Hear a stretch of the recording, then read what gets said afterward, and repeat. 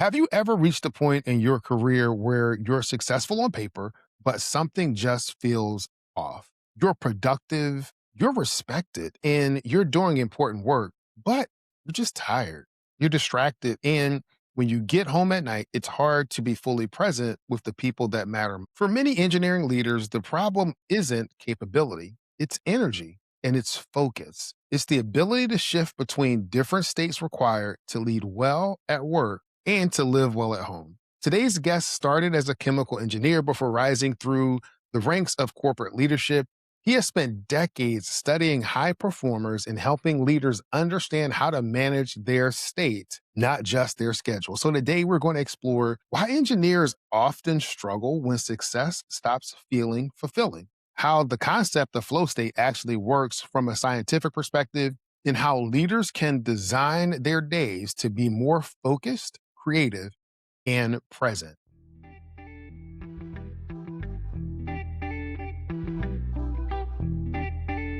Success isn't just about what you achieve. It's about living a life that reflects your values and priorities. Welcome to Engineer Your Success, the podcast that helps you lead with intention and live fulfilled.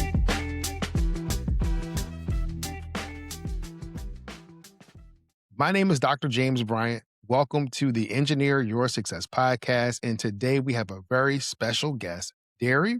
Welcome to the show. Great to be here. So, Deri, one of the things that stood out to me when we first talked is that you actually started your career as an engineer. Tell us a little bit about your journey from chemical engineering into leadership and strategy. So look, I was a bad engineer, so I'm not going to claim to be a good one, right? And I certainly don't have a doctor title. I don't deserve that title, James. But yeah, it was I was brought up in West Wales in a tiny little village, and the only thing we knew around there was chemical oil refineries. So it became, we make these career choices when we're so young we don't know what we're doing. And I did the engineering degree. Now I think everyone listening to this, I respect you all. You all know how hard those engineering degrees are. So I didn't love my degree, I have to say. I like the mathematics part to it. But I used my degree because I went into corporate land with it. It's such a good degree. An engineering degree is such a good foundation. It's so well respected. I used it to leverage into commercial. And then I literally went up the leadership ranks from there. And it was my engineering that triggered me up the ranks faster. And I think because I started off with British Oxygen in the UK and then kind of moved through the ranks up into Corning, etc. But there's a respect that comes with the engineering degree. And you know what? This is why it's great to be here with you today. It's almost like 30 years later, I'm back and I'm talking to engineers again. Yay. So I salute you all listening to this call. No, that's great. So, Deri, can you talk a little bit about your career progression? So you came out as a chemical engineer, you started out, and then you have this real, I would almost say, exponentially going up trajectory, but let's talk about that for a little bit. Goes up, then goes down, then goes up, then goes down, right? That's how the real world happens. So I rose through the corporate ranks pretty quickly. I moved from company to company and I leveraged the engineering degree certainly in my first 3, 4, 5 years. The respect of that degree held tight and it allowed me to jump up the ranks faster. So then I was at European board level within 10 years. And that was just going, but I had great mentors. I had mentorship by accident from the girl I was dating at university. Her father educated me and mentored me. I didn't know that at the time, but now I have 3 daughters. I know what he was doing. If my daughters bring a Welsh rugby player home, I'm going to be mentoring them too, I can tell you. So I had this gift that it was the CEO of Cyber Geigy back in the day, and he mentored me. And he also told me to go to the top of the organization, ask for mentorship. And so a big part of my rise in my corporate world was getting great mentors.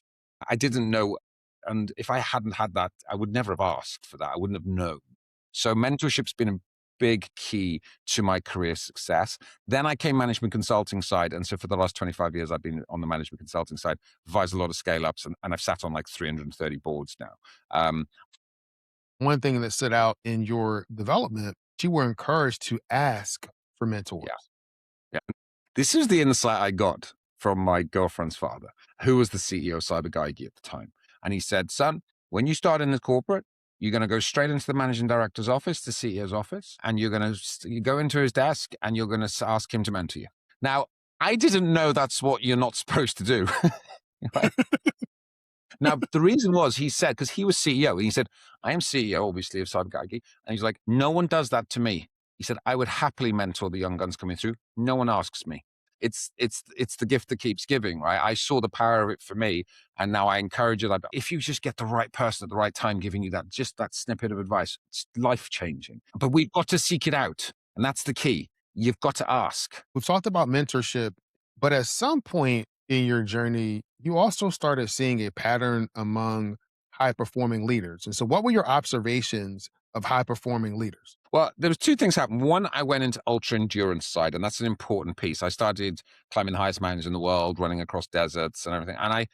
By doing that, I started to experience states, and I started to see when you're pushing your body and your mind and everything else to extremes in that environment, you start to see things and see patterns that a normal person doesn't see. Simultaneously, I was rising to the ranks of board and moving into consultancy. So I didn't join the dots up for about 6, 8 years. Suddenly I was seeing patterns on both sides, and it's the same stuff. If you're high performing, so in sport, it's really obvious, right? You watch sports people, you'll see great sports teams are in flow.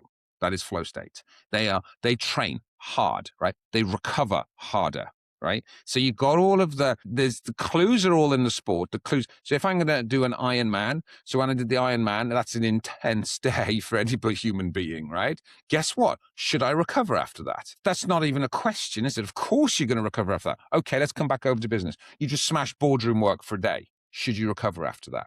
No. And so, did you start seeing patterns where that type of recovery cycle wasn't happening in the organizations that you were working with? So I've seen the pattern now for 20 years. And in the last 10 years, I'm convinced post-COVID, it's got worse. And Okay. I think that's an important observation in the recent years. So we have got this, we're incredibly productive. We've got the devices. I'm holding up a mobile phone for those who are listening, right? We've got these incredibly productive, destructive devices.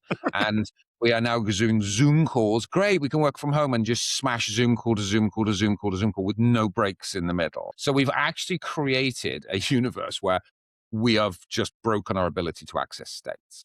Now, if you're seeing this rise for many years, you could see the lack of productivity, the lack of focus, the lack of ability to access flow states, right? Because flow is, and we'll come on to flow, I'm sure at some point, but it's a creative state. If you want to really create and innovate, what do we need in today's world to be successful as leaders? You need to be able to create and innovate and just join the dots that other people can't see. If you're hijacked and your mind's hijacked on high cortisol and your brainwaves stuck in one pattern, you're not going to be able to access the states. And what's happened is the perpetuation of the technology, the phones, the jacking of Zoom calls, the way we've architected our days, we've actually blocked the ability. Now, I'm going to put myself in the same generation as you, James. Right? Brothers separated at birth here, I reckon. Remember when we were growing up and we didn't have these things? We didn't have these phones. And do you remember how good it felt? Right? I say this and people in my like, we were free. We tasted flow because we weren't distracted all the time. We weren't on our phones every minute of every day. We were out and played, right? We got outside. We were on our bikes. In fact, my mum and dad didn't know where I was half the time because we were off roaming and gallivanting, right? Right. We were actually blocking the ability for the next generation and ourselves to access these magnificent states that we were gifted with as human beings. Okay, let's talk about what is flow state. Flow state was coined by Csikszentmihalyi 50 years ago. Very well documented, huge drafts of science around this. Csikszentmihalyi's work was great. I read Csikszentmihalyi's work 30 years ago. It was just too difficult. He's hard read. He's great, but he's quite academic. And I read the book and I didn't get it, which is really upsetting because I lost about 15 years of flow as a result of that, right? But the clues, I think, were dropped at that point. Now, then I started experiencing. So flow state is and I just think everyone listening to this, you've all experienced flow. It might have been a long time ago, but it's a point when you lose track of yourself, you lose track of time, you're fully immersed in the moment, fully present, and but you're still concentrating. You're on it. You're there. It's like people call this in the pocket, in the zone. So you are still on. So this is not meditation or anything like this. This is super focus in a way, but you still got creativity flying. It feels magnificent. And Csikszentmihalyi studied the greatest players in the world. Like, what made the great great? He's looking at chess players and musicians. He went really wide with it all. And his conclusion was, this is the art of happiness, right? And it was like these great people, they all possessed the same thing. They were still doing the same things to anchor into these amazing states that they got on to be geniuses, to access this genius thing, which he coined flow state. So Okay. now for us, as mere mortals, right? What does that look like? Well, running's a really obvious one. Runner's high for those who run. Sports, most people experience it. If you like music, that's jamming. That's if it's art, it's drawing. So we've all experienced these moments of complete loss of self into a beautiful moment, which you love to do. Now, the trick is you must intrinsically love what you do. It's the art of doing what you love to do for the mere art of doing it. James, where do you think you've tasted flow states? When I'm helping someone solve a problem, when I'm bringing a level of awareness to an issue and can provide that aha moment to bring awareness to my clients or even anyone that I'm talking to. It could be at a coffee shop, it could be anywhere, because I guess one of my core values is to look to provide value in every discussion and interaction that I have to be useful to that other person. Not just, to say that I'm doing something, but to really be able to provide something useful to the people I'm interacting with. And see, we're in flow right now. I don't know what questions James is going to ask next. He's riffing as well. We both love what we're doing here, so we've got a level of mastery. And James, because when you are solving problems and kind of trying to wrestle, do you notice the mind's active, but you're still fully present? You've lost track Yes. of self, you've lost track of time, but you're immersed in the moment in front of you. You have to now, if you can access the state, this is where the ability to join dots up that other people can't see happens. That happens in flow state. And there's a reason, because of the neurochemicals that are firing in that. If you're stressed and hijacked on cortisol, you're not going to be able to solve the problems in the same way. You certainly won't be able to solve them creatively, right? So that's a perfect example of flow state. So it's obvious in runners high in sport because and people who do music and everything else. But actually then what I started to see, to fully answer your question before, was, well, what did you see the patterns doing? I was seeing the patterns I was experiencing in sport, and I was starting to feel those experiences in the boardroom. I was starting to feel those experiences on the speaking stages. And I was like, and the more I studied flow, the more I realized what was happening. But I was accidentally falling into flow. And that's the thing. You can fall into flow, but accidentally. Then I started to realize I can curate flow. If you understand what flow is and how you can set yourself up for flow, you can create flow state. You can literally gear yourself for flow state. So, Deri, I don't want this to feel like the infomercial that keeps talking about what you can do and doesn't necessarily tell people how to do it. You can do this. You can do that. Can you please tell me and our listeners how we can take control of this and consciously, intentionally enter into flow? So flow is just one state, right? There's 5 others, but let's deal with flow, because otherwise we're going to be teasing too long, right? So flow state, there's a few things you need to have in place. And the first thing is you must have purpose, right? This is really important. In order to access flow, you're actually on a journey to mastery. It's something, if you look at it, it was studied from the greatest masters. So how do you get mastery? You actually got to do a lot of work. So you can't hack flow. Everyone's trying to hack everything these days. Flow's not hackable, right? That's really important. So it's on the journey for engineers. When you began in the early days of your journey of engineer, you wanted to be an engineer, right? For whatever reasons, but there was a bigger purpose to that. You don't just pull that one off the shelf to be an engineer. There's something deeper going on there. You might have been convinced by your parents or whatever. I don't know, but it's like there's a bigger purpose. And now you've got to go on a journey to mastery, right? And that's super important because that's called the flow channel. Csikszentmihalyi coined the phrase and created a whole graph around this. We must be learning and growing all of the time. The moment we stop learning and growing, we could drop out of flow state because it's called boredom.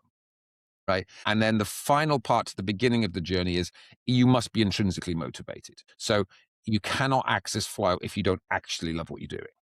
There's the triggers right there. Now, some engineers, this is the problem for some engineers. Some engineers out there, and I'm going to just judge some of them on a mass scale, right, is you did love it, maybe you don't love it anymore. So if the love has gone or the passion's gone, then that's a problem for entering flow state. You got to bring and now that's not hard. This is for me. I love engineering because it's curiosity is what triggers intrinsic motivation. You just got to be curious. You just got to lean in and be excited or and I used to geek out at the stuff. And it's so interesting. Like, look at the great engineering works. It's like so interesting how if you can't get into flow, you shouldn't be an engineer. Get out. You should. There's a lot of, if you're a banker, good luck with that, right? So it's like engineers shouldn't have the problem of doing that. Now, The next question is are you still learning and growing? Because a lot of people get to a point in engineering where they're done. I know everything. I'm Dr. James Bryant. I am a genius. I know everything that I'm doing here, right? So, but the moment you stop learning and growing, which you haven't, by the way, as you know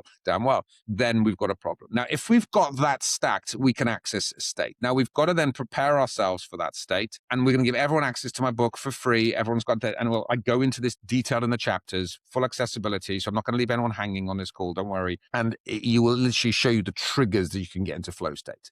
And there's certain things you need to be genuinely curious. You want to stack flow, right? You've got to do a little bit of struggle before you enter the flow, right? It's like running. When you run, the first 6, 7, 8 minutes is a bit hard, right? It just is. It always will be, by the way, because the body's just getting used to it. And then if you stack it just right and you start moving and you're fit enough, because if you're not fit, it's going to be miserable for a while, right? Then as soon as you get fit enough, that's when you have the ability to access state. It's the same if you're there having a conversation, James, and you're deeply immersed trying to help that person in front of you solve a problem. The first 5, 10, 15, 20 minutes, you're wrestling with stuff, right? It's like you're not quite sure. And then suddenly, poof, the blocks will come together and then flow state emerges. So if it's not No. actually that hard to access flow, if you stack the environment properly, you stack yourself properly, and you have the right protocols in place, you must eliminate distraction. That's key. These mobile phones of yours, get them in another room. Don't be distracted. The moment you're distracted, you are the moment that pings, you're out of flow. Right? So there's a number of protocols you need to put in place. Very accessible. I would also say for most people, first thing in the morning, unless you're a night owl, because right in the morning, and I tease people on this one, but anyone on this call, I was actually in America speaking this week, and I said, hands up, 550 senior execs in the audience, right? A large multi-billion-dollar company. Hands up who have checked their phone before they've left bed in the morning, right? And it was horrendous, the amount of hands. And, everyone's nervous chuckling in the room, right? And I'm going, okay, keep your hands up, all of those, who then track that phone into the toilet with them. So you're not only engaged with your phone before you've even got out of bed, but you're now actually engaged with your phone before you've even finished your wee in the morning, right? And everyone is like, you have hijacked your ability for state before you've left bed and before you've got off the toilet. So because now you're hijacked, you're on dopamine, the cortisol's already risen. So if you want to really access flow state, stop that, new morning protocols, get your coffee getting going, get your feet on the ground, straight into flow state. And that is one of the best times of the day you can do it.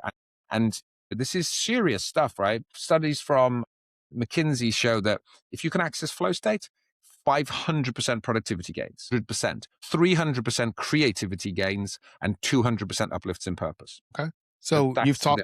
I think we've delivered on the definition and how we can all access flow state. But you've mentioned something about ultra states. So let's talk about what those are. So I've been mastering on the flow state side for like 20 years, and I went really deep on all of that. And I was quite happy with flow. I was like, I loved accessing flow, and I can access flow like a boss now. But flow's only about 10% of 20. If you're an absolute master and you can drop in properly, 20% flow, and I'm pretty good at it, right? Because you can't sustain flow state. It's very neurochemically expensive. It's a very high state, 500% productivity. You've got to recover after it, right? So then the curiosity came next of, well, hang on a minute, what other states are we in? So how do if I want to, I choose when I'm in flow, then what's going on with the rest of my life? What am I choosing? And what constitutes a state? And this is important. And there's 6 things. We've got the foundations of states. So ultra states, there's 6 ultra states and there's 6 foundations. And you have to have your foundations solid to be able to access and enter the states. And the 2 foundations I think most people on this call need to be super aware of, and what constitutes a state. It's not like just a woo-woo state. It's like your brainwave pattern is different. Your neurochemicals are different. Like you can measure that stuff. The 2 things you need to be aware of, and I think the super important ones, brainwave pattern, neurochemicals. Just grab those. Then, if you can get that set up right, now we've got the ability to access the super cool states. Flow, we've talked about, ultra flow, right? The next one is ultra focus. We need to focus. That is like proof. deep work in it, no distractions, go to work. Like this is when you want to. Now, some people for a spreadsheet's actually flow. Engineers, who are geeking out and really good mathematically, that might be a flow state for them. For a lot of us other mere mortals, that isn't. That's focus state, right? It's no distractions, super deep work. And it's a different brainwave pattern. It's a different neurochemical expenditure. So then the third state in the productive state cycle is peak. Now, peak is when you got to turn it on. When you're in the boardroom, you got to do that presentation. You got to pitch that thing. And I mean, you're spiking gamma. There's a few other things going on there, but you can't hold that state for long because it'll burn you. But you want to be able to turn this. And this is why so many execs, engineers, they're great. They're good at what they do. And then when it comes to what matters and they got to do that presentation or they got to do that, they got to step up, they got to ask for something, they got to get the budget. They fail in that moment when they need to be able to switch it on because they crumble, they can't speak properly, they fumble the words, they haven't got the presence they require. That's peak state and you need to be able to access it, right? Okay. And then the other three are more on the recovery side of things. So there's recovery state. This is literally, if you're really smashing it and you're super productive, you need to recover more. You just do. And that's active recovery. This is sauna protocols. This is breath work. This is meditation. This is all the good stuff, right? Everyone says, all the woo-woo we're supposed to do. No, it's very scientific now. You can measure it, right? And we put a reboot state to that because most people need a reboot at least once a year, if not more, proper reboot. Like going away 3 days, 5 days, 7 days, phones off, these fasting protocols. We've been fasting as humans for thousands of years. But we forget to fast. So we just feed our faces with stuff all year long, smash ourselves to cortisol, we don't rest and recover. And then the final state, this was the one I wrestled with the most, but I think it's the most beautiful of the states, is Ultra Connect. It's the ability to connect with other human beings deeply and profoundly. And what's very interesting about that is it's a completely different brainwave pattern. And Yeah. it's also a different neurochemical cocktail, oxytocin, serotonin. We know this now. And also, when you're connected with someone properly because you feel it. Now, most of us, we want to connect with people. We really do. And we want to be at home connected with our families in the evening. We really do. And we want to do that deeply. But we are so jacked on the cortisol all day long. We have the inability to access the neurochemicals that we require.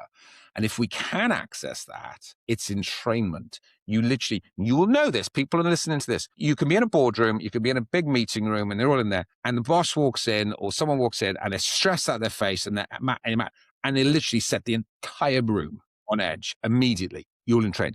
Equally, if a leader walks into the room and they're present and they're energetic and they're calm, they'll take the room with them.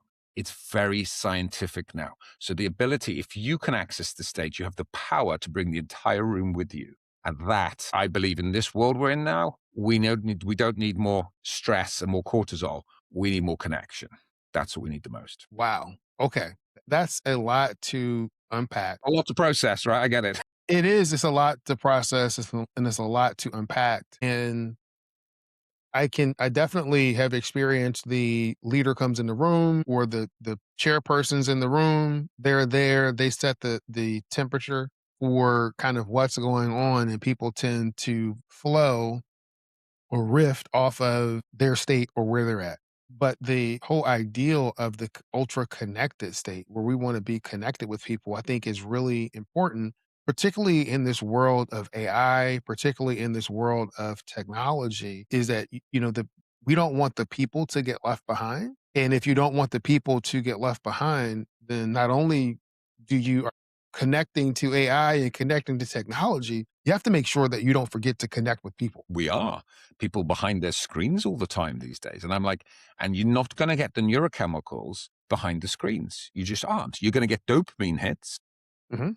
That's dangerous actually, because we used to be able to get our dopamine in. Dopamine was there for pursuit. It was linked to purpose. So as long as we were on the pursuit, we got our dopamine. This is how humans were built. God, the universe, whoever built us, we're incredible machines. If you think we've got this ability to create chemical cocktails in our body to make ourselves feel great and to connect. All of this neurochemistry happens to us, just happens to us, right? And we've just managed to ruin it in the last 20 years. And see, when I say I would disagree, I challenge this. It's not that it just happens to us. We were designed that way. Exactly. And in kind of my worldview, God designed us to be that way. And Therefore, when we isn't that react when things amazing? happen. Yes, it is amazing. The fact that we've got this ability. So if we can get into flow state, which we were gifted to, right? That we've been given this gift to access flow states, and our body will just turn it on, create exactly the right neurochemicals for you to feel amazing. So whatever God is, like, that is just mind blowing. And what have we done? We've gone and screwed it up in 20 years and hijacked the very ability that is our God-given right. And that is what I'm trying with ultra states. It's like we've been given this God-given gift inbuilt with us, and we've managed to override it and hijack it in 2 decades. And that's, for me, let's just bring back the gift that we were given, right? That's what I'm trying to Yes. do. Let's get us connected again. Let's uncover the gift that we've buried with technology, with distraction. The question that I have, and listeners may have too, is that you've talked about what you've noticed in different leaders in different organizations. How did this play out in your own life and in your own story? Multiple times in my career, right? And I've burnt out twice. So I think burnout's the opposite of flow state, right? If you want to pick an opposite, let's go to burnout, shall we? And I did it multiple times in my career. I didn't understand this in any days, because guess what? I love what I do, and this is the danger. When you love what you do and you're passionate about what you do, and you just smash it and smash it and smash it and smash it because you're invincible, and certainly in your 20s and your 30s, you think you're invincible. I did too. And I just burnt. And I didn't know, you don't feel burn coming, especially if you're burnt out because you're just being bashed by a narcissistic boss and it's horrible, right? Like that's a different burnout, right? But a lot of it is successful burnout, which is just pushing it too far. So after burning out, it took me twice to kind of wake up to understand what was going on, right? This is where my exploration into flow and everything started to emerge. And it was along that journey I wanted more flow, but actually too much flow is dangerous, Right, but I right? wanna go back to that because you're glossing over this. You burned out twice. What happened? What are parts of that story? I don't we don't need to get all into all of the detail. What's part of that story? So burnout is, let's just be clear what burnout is, by the way. And if you go back to the Maslow inventory of burnout isn't just working hard. This is really important. So burnout is, Google Maslach's burnout inventory, good science behind this, because burnout is a mixture of, yes, you're working lots of hours, but a values misalignment, not feeling rewarded accordingly, not being appreciated. There's a lot of triggers in the burnout. And what was happening, my first burn was in corporate and in management consulting. I was doing what I love to do. I'd risen the ladder to the ultimate pinnacle of what I wanted to do, which was management consulting. And if anyone's been in management consulting, that's burnout territory, because you're just in with the clients that you're just smashing, and you're doing 90-hour weeks, and you think it's good because guess what? You're loving it. You're firing. You enjoy your work. But actually, when you're working with a client, and what the trigger was for me, I was working with a client who was an arsehole. Now, there you go. Now, there's a trigger, because it was a values misalignment. Didn't know that at the time. But if I'm working with something, here's the thing: if you're working with something you love to do, the values are aligned, the people are aligned, you can work 90-hour weeks and not be burned out, Yeah. right? But you get an arsehole client, suddenly, and you're working 90 hours for them, and you don't feel rewarded for that. And it was horrible. And I didn't understand it. It took me about 8 years post that to truly understand that experience. Okay. And it was like, and I left the management consulting as a result of it. And that's how I spun out, and that's when I created my own management consulting on the side. Because I'm not doing that. I'm not playing. I want to be able to choose my clients, because in management consulting, you can't choose your clients. Choosing your clients is a huge plus. The follow-on question, through that burnout journey, I'm understanding how it impacted you at work. How did it impact you in life and at home? That first burnout was thankfully before family. So that's before the kids came along. That was an early burnout, but I subsequently, when my eldest, who's now 18, was 2, I kind of bounced back, built a massive portfolio and career. And this was 2008. You see, the time my second burnout was bankruptcy. And I mean, bankruptcy. I was heavily exposed, multi-million-pound property portfolio. Happy days, risen to the top. Still management consulting at high levels. And of course, 2008 hit. Banks collapsed. Yeah. Yeah, my mentor saw it coming, by the way, and I didn't listen to him. Duh. Mm, And that was a different burnout. That was a burnout of not feeling, when you've done all of the work, you've done the hard work, and suddenly the rug is pulled, yeah. and it was nothing to do with you in that greatest strategies in the world. And that COVID, a lot of businesses in COVID, that's a horrible burnout when it is not within your control. It's literally poof. And a young child, recently married. It was tough. And this is the thing, the burnout in work, does it affect the family? Yes, of Yeah. course it affects the family. It ripples through everything. So when I'm helping businesses and I sit on boards, I'm very, very conscious that I am dealing. If we get it right there, we get it right. We're literally helping little children, because if mummy and daddy come home and they're happy and they're present and they can connect, you're actually helping families doing that right. If you go the other way, you're destroying families by destroying within the workplace. What were some of the steps that you took to help you get out of that second burnout where it wasn't your fault? And, what were some of the inner work that you did to help you to get to where you are today? How long have you got, mate? We've got plenty. There's plenty of inner work going on and continues to go on, right? But the key to me, and I come back to everything, I start ultra states with purpose. I start strategy on a page in my book with purpose. I start it's everything, all of my books, all of my work, purpose first. Because the truth on the second burnout was I was chasing the money, and it was wealth. And I had my whole identity attached around wealth. And a great mentor of mine had said years before that, he said, Deri, wealth is what you have when all of your money is taken away. And I didn't understand him. I was like, yeah, whatever. And then it was, and then I realized what he meant. So I was attached to that. Now this is like Stephen Covey's which talked about this, which is if you're myopic on one thing, it's a very dangerous thing. If your whole identity is, I saw this with my mother. My mother's whole identity was the family. And then she lost her mother and her father, lost my brother. So when your whole identity is one thing and you lose that one thing, you've just lost your whole identity, which is super dangerous. So my biggest lesson was, first of all, like, what's my purpose? So no matter what I do, if I ever fail again, which I have multiple times, it's not because I was doing something that I cared about. I was impacting the world. I was making a difference. If I fail doing that, I'm good with that. And so I reset my purpose back then in a big way, never chased money again. And I don't to this day. Money doesn't motivate me. Its impact motivates me. So then if I fail, I'm failing trying to make an impact. That's a very, very different play. Now, equally, I ensure that I'm not locked on one thing. I'm very balanced. This is why adventures are important to me. My family's important to me. My businesses are important to me. I've got a very clear balance across multiple spectrums, and I've got flow tasting in all of them, right? So this ability to higher purpose always. This is why I put spirit in there, God. I think it's about believing something more than you. I Yeah. believe in something more than me. Yes. This is a super important, I think, part to it all, because the moment we're sitting here and we're isolated and we don't believe in anything, I think that's a very dangerous place for us to be as humans. And if you start to tie those things together and if you know every day you're just there on purpose, taking that next little step towards whatever you're meant to be on this earth to do. And that's the deep work. And that's the ongoing work, James, isn't it? Right? That Yes. is what, that work never ends. So, Never. and I'm constantly improving and lots of personal development work on myself. I've been very blessed. I've been part of the personal development movement for 20 years. And I'm always learning. It's just every day, every week is like every meeting is like I'm learning something new. And the moment we stop doing that, by the way, you're just back out of flow again. Yep.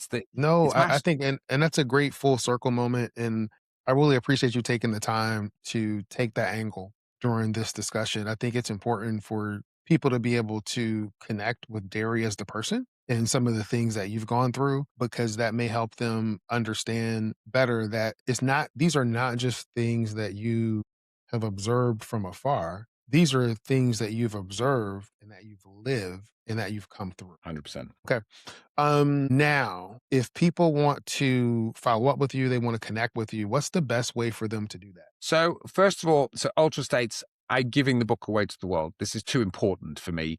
It's not like selling the book and then can't be bothered. It's literally, we're giving it away. It's fully available and it's a gift tool. So that's important. And it's Ultra States, Ultra hyphen States. So just go there. If anyone wants to reach out to me, LinkedIn is my best. I don't really mess about on much of the other channels, to be honest with you.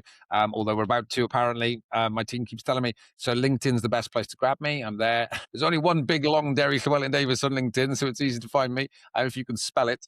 But those are the two best places to get me, and I'm happy to serve anyone that I can. Okay, and we'll put links to the book and to your LinkedIn profile in the show notes for this podcast episode. So as we move towards closing this interview, I like to do a mic flip moment where you become the interviewer and I become the interviewee. So what is one question that you have for me? So if you're going to do one thing to access more flow in your life, what are you going to do? One thing to access more flow in my life.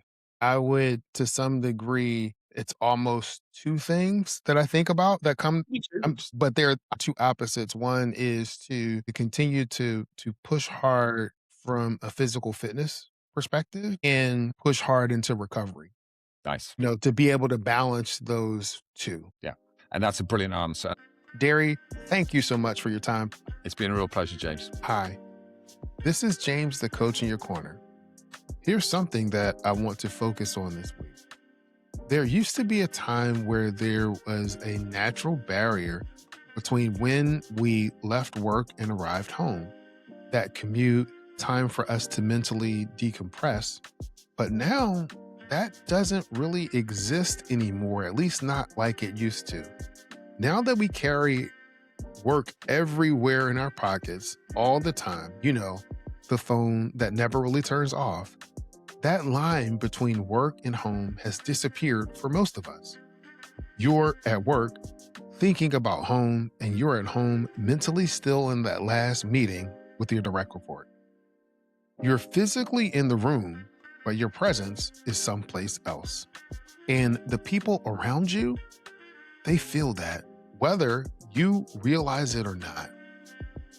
If the environment won't create the transition for you, you have to create the transition yourself. Here's how. First, create a shutdown ritual at the end of your workday. Write down your open items, close your laptop, and physically step away. Signal to your brain that work is done. Second, before you walk into your home or leave your designated work area in your home, pause, even if it's just for 60 seconds. Put the phone away. Take a deep breath and decide to be present the moment that you walk into that door. Because presence isn't accidental. It is a decision that you make moment by moment by moment. And that presence is key to designing and living a life where you win at work and at home.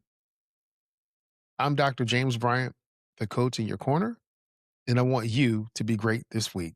Thanks.